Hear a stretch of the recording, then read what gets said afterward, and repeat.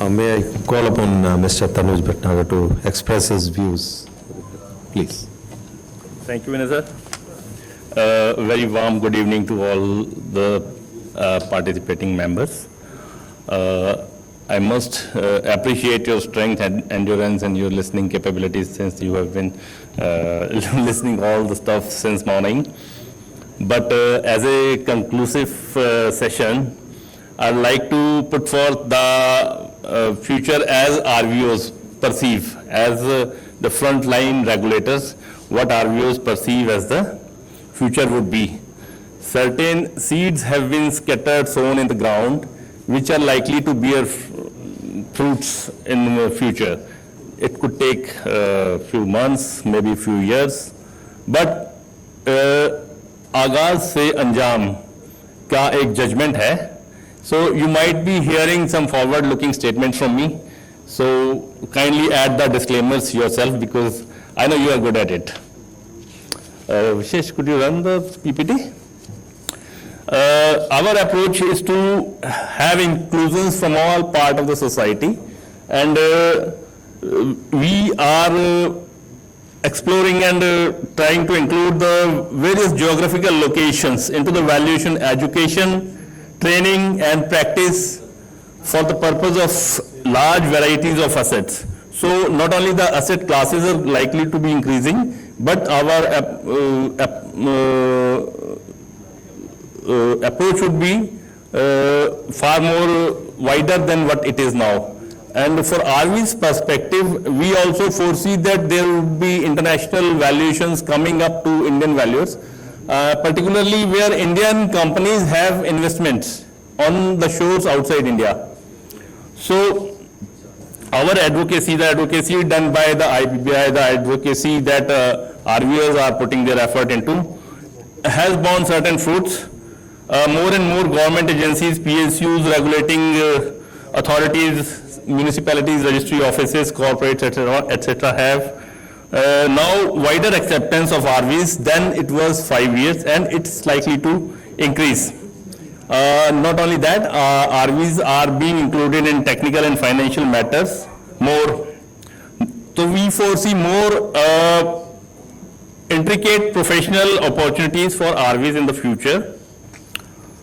The role of RV is likely to gain more importance when non-core professionals, which are prevalent at the moment, the unregulated professionals and some unauthorized professionals, practitioners are either restricted or elevated formally by formal training to become equally competent as RVs. So that would be a game-changing scenario for the profession itself, and we expect it to happen soon.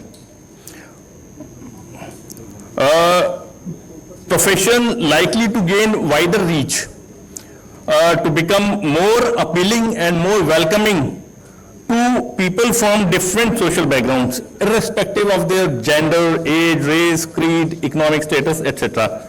So this is the inclusive approach that we as RVO foresee in the years to come. Technology-wise, a lot of it has been said since the morning, but to run through it, we already are seeing the use of drones in the survey of the sites. There have been automated models, companies are making their presentations, the use of artificial intelligence and data analytics is there, but still they are the tools of the valuation. They are not here to replace the values at any level. What I also foresee, and a need is being felt, is that of creation of databases with reliable data in place, and which should be accessible to the participants, valuation practitioners also. We have, IBBI has proposed that information utilities have already been created, and there is a database being created, but how much of it is accessible to valuer and in what shape needs to be seen. But I am pretty much sure that such databases would be created where authentic data is available to valuer to do the real analytical work, which is important for their valuation. And one more thing that our RVO is contemplating upon, creating a city-wise valuers index, and once that city-wise valuation index is created for the help of the valuers as a benchmarking indicator, a national valuation index is also on the anvil.